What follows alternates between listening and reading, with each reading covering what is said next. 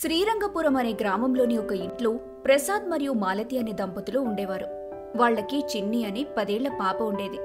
అదే ఇంట్లో ప్రసాద్ వాళ్ల అమ్మ శాంతి, నాన్న సుబ్రహ్మణ్యంతో పాటు తమ్ముడు శేఖర్, అతని భార్య కావేరి ఉండేవాళ్లు. వాళ్లకి బబ్లు అని 8 ఏళ్ల బాబు ఉండేవాడు. ప్రసాద్ అదే ఊర్లోని ప్రభుత్వ స్కూల్లో టీచర్గా పనిచేస్తుంటాడు. మాలతి తన తోడికోడలు కావేరితో కలిసి వాళ్ల అత్తయ్య శాంతికి ఇంటి పనుల్లో సహాయం చేస్తూ ఇంట్లో వాళ్లకి కావలసిన అవసరాలన్నీ చూసుకుంటూ ఉండేది. ఇక చిన్నవాడు శేఖర్ వాళ్ల నాన్న సుబ్రహ్మణ్యంతో పాటు కలిసి వాళ్ల రైస్ మిల్లు చూసుకునేవాడు. ఇక పిల్లల విషయానికి వస్తే చిన్ని, బబ్లు ఇద్దరూ ఎంతో అన్యోన్యంగా ఉండేవారు. ఇద్దరూ ప్రసాద్ పనిచేస్తున్న స్కూల్లోనే చదువుకుంటూ కలిసి ఆటలాడుకుంటూ ఇంట్లో సందడి చేస్తూ ఉండేవారు. చిన్ని వయసులో చిన్నదే అయినా తన తెలివితేటలు అమోఘం. అప్పుడప్పుడు తను అడిగే ప్రశ్నలకు పెద్దవారు సైతం సమాధానం చెప్పలేక తికమకపడేవారు. ఇదిలా ఉండగా ఒకరోజు ప్రసాద్ స్కూల్లో 5వ తరగతికి పాఠాలు చెబుతూ ఉంటాడు. చిన్ని కూడా అదే క్లాస్లో చదువుకునేది. అప్పుడు ప్రసాద్ క్లాస్లో ఉన్న పిల్లలతో ఇలా అంటాడు. పిల్లలు, ఇప్పుడు మన పాఠం పెంపుడు జంతువులు. ఈరోజు మన ఇంట్లో పెంచుకునే వాటి గురించి పాఠంగా చెప్పుకుందాం. పాఠం మొదలుపెట్టే ముందు మీరు మీ ఇళ్లలో ఏం పెంచుకుంటున్నారు, వాటి గురించి వివరాలు చెప్పండి. నేను ఒక్కొక్కరిని పేరు పేరున అడుగుతాను. నేను ఎవరి పేరైతే పిలుస్తానో వాళ్ళు మాత్రమే నిల్చుని సమాధానం చెప్పాలి. అందరికీ అర్థమైందా? ఒరే రాజు, ముందు నువ్వు చెప్పరా, మీ ఇంట్లో ఏం పెంచుకుంటారు? మాస్టరు, మరదేమో మాస్టరు, మా ఇంట్లో అదేంటండి, మా ఇంట్లో అనుకున్నా, నేను ముందే అనుకున్నా. తమరు అపరజ్ఞాన ప్రపూర్ణులు అని తెలిసి నిన్ను అడిగాను చూడు, బుద్ధులేని సన్నాసి. కూర్చో. అమ్మా రేవతి, నువ్వు చెప్పమ్మా, మీ ఇంట్లో ఏం పెంచుకుంటారు? ఓ, తప్పకుండా చెప్తాను మాస్టర్. మా ఇంట్లో మా నాన్న మీసాలు, మా అన్నయ్య జులపాలు, మా అక్కయ్య గోళ్ళు, ఇంకా మా అమ్మ మా నాన్నపై అనుమానాలు పెంచుకుంటాము మాస్టారు. ఆహా, అలాగా తల్లి. ఇంకా మీ తాతయ్య తువ్వాలు, నానమ్మ రుమాలు చెప్పు. ఇంకా ఏమన్నా ఉంటే చెప్పు. నేను చెప్పేది నిజమే మాస్టారు. కావాలంటే మా ఇంటికి ఒకసారి వచ్చి చూడండి. ఇప్పుడు పాఠం వదిలిపెట్టి ఇంటింటికి తిరిగి సర్వే చేసే ఓపిక నాకు లేదు, కానీ అలా వచ్చినప్పుడు చూస్తానులే. ప్రస్తుతానికి తమరు కూర్చొని తగలడండి. అబ్బబ్బా, ఇంత పరమసుంటలందరూ దేవుడు నా ప్రాణానికి తగిలియాలా? ఒరేయ్, జంతువులు అంటే కూడా ఏంటో తెలియదారా మీకు? చిచ్చి, మీకు పాఠం చెప్పాలంటే నాకే సిగ్గేస్తుంది. మీ ఇంట్లో ఎవరు మీరు స్కూల్లో ఏం చేస్తున్నారని అడగట్లేదా? ఎందుకు అడగడం లేదు మాస్టారు, మా నాన్న రోజు అడుగుతారు. ఏమని అడుగుతాడు? నీకు పాఠం చెప్పే మాస్టారు ఎవరురా, ఆయనను ఒకసారి ఇంటికి తీసుకురా, ఆయనని నా చేతులతో సన్మానించాలి అని అడుగుతూ ఉంటారు మాస్టారు. మరి ఎప్పుడు వస్తారు మాస్టారు? దేనికి? మా నాన్న చేతులతో సన్మానం చేయించుకోవడానికి. వద్దులే నాయనా, నన్ను డాక్టరు సన్మానాలకి కాస్త దూరంగా ఉండమని చెప్పారు, ఆరోగ్యానికి హానికరమని. అందుకని మీ నాన్న చేతులకు ఎందుకు అనవసరంగా శ్రమ కల్పించడం? నువ్వు కూర్చో బాబు.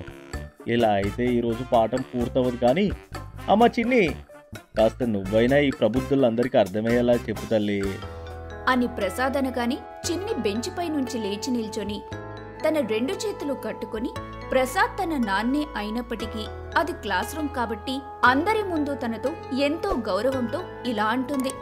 అలాగే మాస్టారు, మనం ఇంటి దగ్గర పెంచుకునే కుక్కల్ని, కోళ్లని, ఆవులని మరియు గేదెల్ని పెంపుడు జంతువులని అంటారు. అవి మనకు ఎన్నో విధాలుగా సహాయపడతాయి. ఉదాహరణకి కుక్క మన ఇంటికి కాపలాగా ఉంటుంది. ఆవులు, గేదెలు మనకు ఎంతో పోషణ ఇచ్చే పాలనిస్తాయి. ఇక కోళ్లు పెట్టే గుడ్లు మనం తినే ఆహారంలో ఎంతో పౌష్టికతతో వస్తాయి. మా ఇంట్లో 2 గేదెలు, 1 ఆవు, 4 కోళ్లున్నాయి. వాటిని మా ఇంట్లో వాళ్ళందరం కలిసి ఎంతో ప్రేమగా చూసుకుంటాం. శభాష్ చిన్ని, నా కూతురు అనిపించుకున్నావు. ఇప్పుడు పిల్లలు, మీ అందరికీ అర్థమైంది కదా పెంపుడు జంతువులని వేటినంటారు? ఇంత చక్కగా సమాధానం చెప్పిన చిన్నికి అందరూ చప్పట్లు కొట్టండి అని ప్రసాద్ అనగాని క్లాస్లో ఉన్న పిల్లలందరూ గట్టిగా చప్పట్లు కొడతారు. అది విన్న చిన్ని ఎంతో సంతోషిస్తుంది. ఇక ఆ రోజు అలా గడిచిపోతుంది. ఇక స్కూల్ ముగిశాక ప్రసాద్ చిన్ని, బబ్లులతో ఇలా అంటాడు. అమ్మా చిన్ని, నాకు స్కూల్లో ఇంకా కొంచెం పనుంది, రేపటి 10వ తరగతి ఎగ్జామ్కు క్వశ్చన్ పేపర్ సిద్ధం చేయాలి. నాకు బాగా ఆలస్యం అవుతుంది. అందుకని తమ్ముణ్ణి తీసుకుని ఇంటికి వెళ్ళు. నేను ఈ పని తొందరగా ముగించుకుని ఇంటికి వచ్చేస్తాను. అలాగే నాన్న, మీరేం కంగారు పడకండి. నేను తమ్ముడు ఇద్దరం జాగ్రత్తగా ఇంటికి వెళ్తాం. మీరు మీ పని ముగించుకొని నిదానంగా రండి. పిల్లలు ఇద్దరిని పంపించేస్తాడు ప్రసాద్. అప్పుడు చిన్ని బబ్లూని తీసుకొని ఇంటికి వెళ్తుంది. ఇంటికి వెళ్లేసరికి వరుండాలో సుబ్రహ్మణ్యం మరియు శేఖర్ ఇద్దరు రైస్ మిల్లు లెక్కలు చూస్తూ ఉంటారు. అప్పుడు శేఖర్ ఒక లెక్క ఎంతకీ అంతు చిక్కక తలగొక్కుంటూ ఉంటాడు. అది చూసి సుబ్రహ్మణ్యం శేఖర్ని తిడుతూ ఉంటాడు. ఏదోవా, ఈ మాత్రం లెక్క కూడా తెలియకపోతే ఎలా రా నువ్వు రేపటి నాడు రైసు మిల్లు ఎలా నడిపేదే? అది కాదు నాన్న, నేను సరిగ్గానే రాశాను. కానీ ఎక్కడ పొరపాటు జరిగిందో నాకు అర్థం కావట్లేదు. వాళ్ల సంభాషణ విన్న చిన్ని అక్కడికెళ్లి సుబ్రహ్మణ్యంతో ఇలా అంటుంది. అయ్యో తాతయ్య, ఎందుకు ఎప్పుడు చూసినా ఊరికే బాబాయ్ని తిడుతూ ఉంటారు? అమ్మా చిన్ని, నువ్వెప్పుడు వచ్చావమ్మా?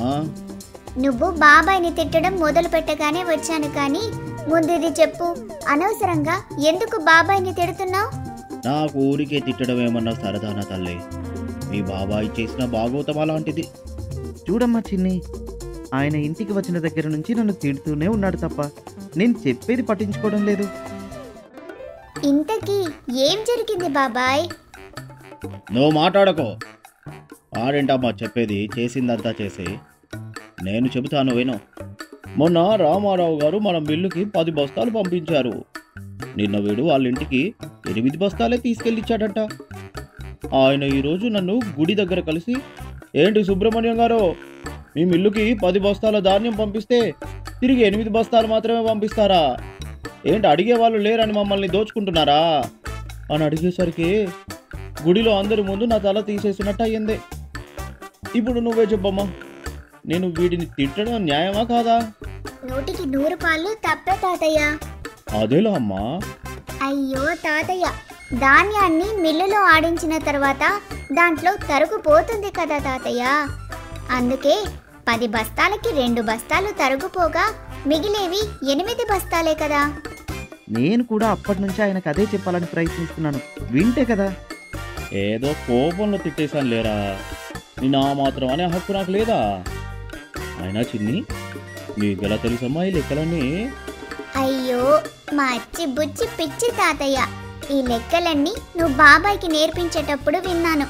అది నాకలా గుర్తుండిపోయింది. కానీ రామారావు తాతయ్య అందరి ముందు నిన్ను నిలదీసేసరికి కోపంలో నువ్వు ఆ సంగతి మర్చిపోయావు. ఏంటి తాతయ్య ఇది? వయసు అయిపోతుంది కదమ్మా, ఏదో మతి మరుపులో మర్చిపోయాను. ఉండు, ఇప్పుడే ఆ రామారావు ఇంటికి వెళ్ళి వారిని కడిగి పారేస్తాను అంటూ సుబ్రహ్మణ్యం సిగ్గుతో అక్కడి నుంచి తప్పించుకొని వెళ్ళిపోతాడు. అప్పుడు శేఖర్ చిన్నితో ఇలా అంటాడు. అమ్మ చిన్ని, నువ్వు సరైన సమయానికి వచ్చి నాన్నగారు వారి నుంచి నన్ను కాపాడారు. లేదంటే ఈరోజు నా బుర్రను రామకీర్తన పాడించేవాళ్ళు. ఈ చిన్ని నీ పక్కనున్నంత వరకు నిన్ను ఎవ్వరూ ఏం చేయలేరు బాబాయ్. మా చిన్ని బంగారం అని అంటూ చిన్నికి ముద్దు పెడతాడు శేఖర్. అప్పుడు పక్కనే ఉన్న బబ్లు మూతి ముడుచుకొని ఇలా అంటాడు. మరి నేను ఇతడినా? నువ్వు కూడా నా బంగారాన్ని వేరే బబ్లు అని అంటూ బబ్లుని కూడా దగ్గరికి లాక్కొని వాళ్ళిద్దరిని గట్టిగా కౌగిలించుకుంటాడు శేఖర్.